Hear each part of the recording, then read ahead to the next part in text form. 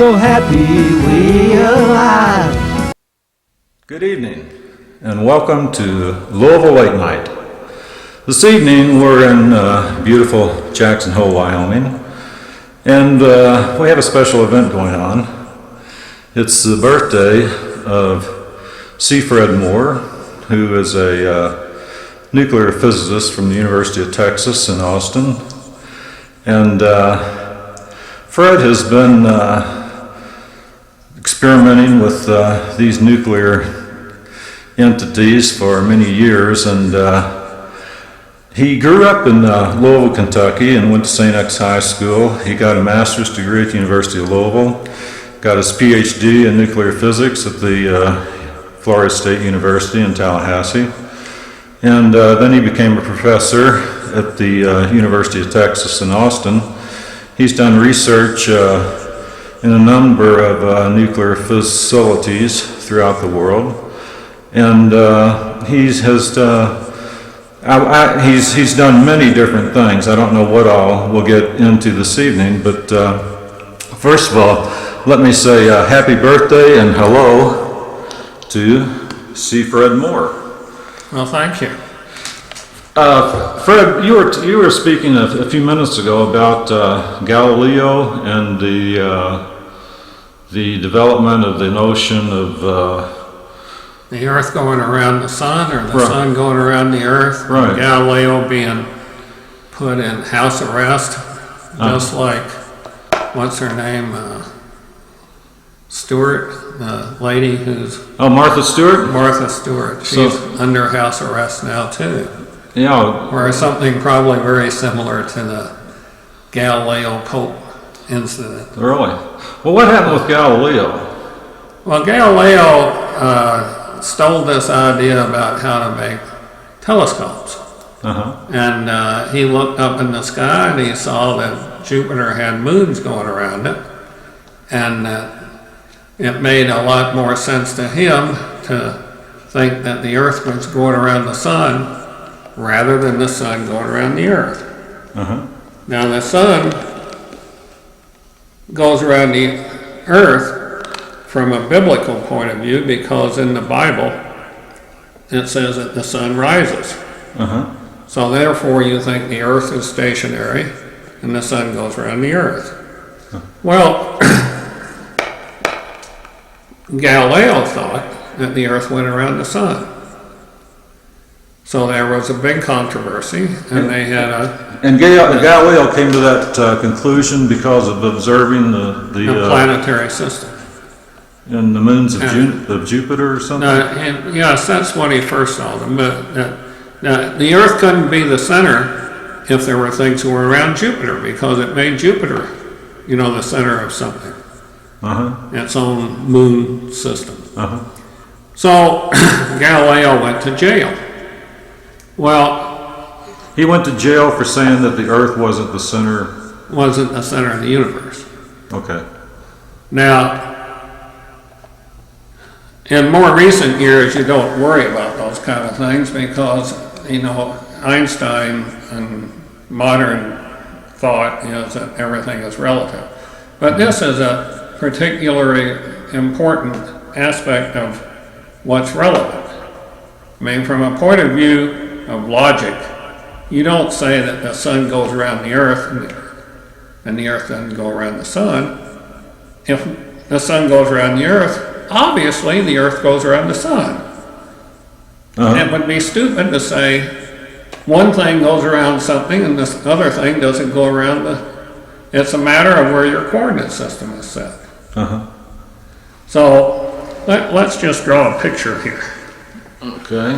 Here's the Sun, and here's the Earth going around the Sun. That's Earth, and it goes around. So that's a pretty poor picture. I mean, you'd have Mars going around down here.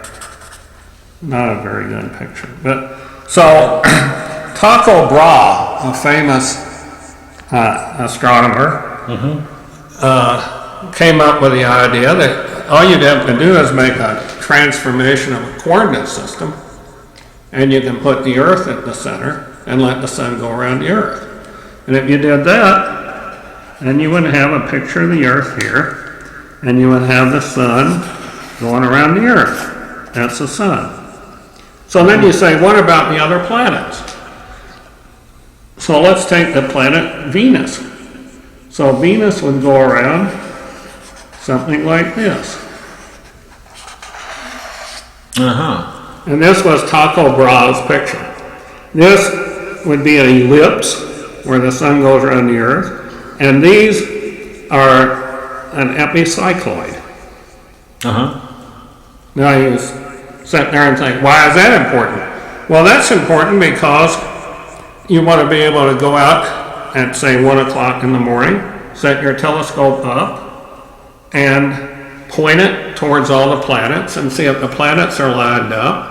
If the planets are lined up, then the king could, get together with his wife and produce a baby, and it would be a boy.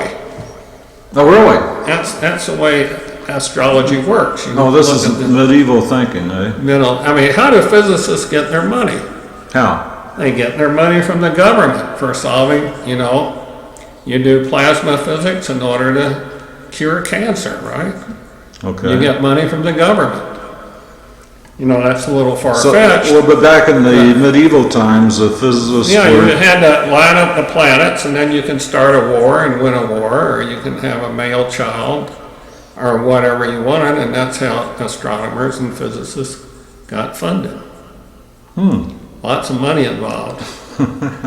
So Tycho Brahe had this picture where the Earth was the center, and the sun, the different planets went around the sun in epicycloids. Let me just say what a cycloid is.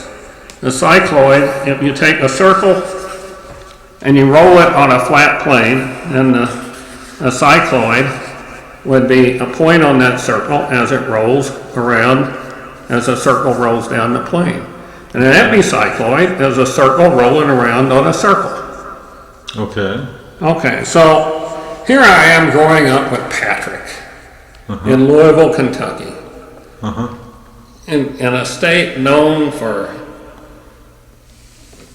beautiful horses and fast women, right? Right. And I'm kind of feeling a little bit out of whack because I was in the zoom, zoom, zoom. This is, 200 years ago when I was young.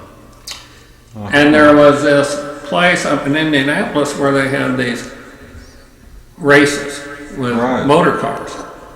And the race would start out when Barney Oldfield, and they would go around the racetrack and then about 100 miles, and then the car would stop because the gearbox blurred up.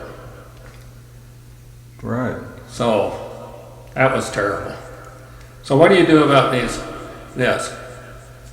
Back in those days, they would make gears, and actually, we can draw another picture here. You'd have one gear and another gear, and a tooth here, a cog here, and a cog here. And when the cogs, got together, they rubbed against each other. And that when they rubbed against each other, it would wear out the gears, and the gears would get hot. So the gearboxes burned up.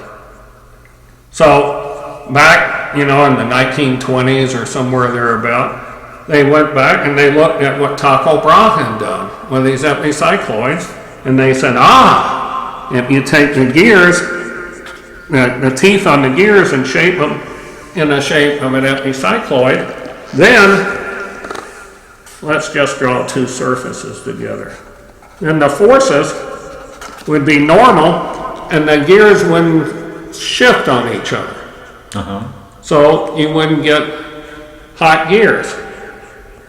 That's what's called a planetary gear system. Did they literally call it that? Oh, yes. You don't know what a planetary gear system is? They used to advertise Oldsmobile had planetary gears. No kidding. That was a great thing, when these new gearboxes came out. Anyway, all right. That all comes from the fact that the Pope and Gal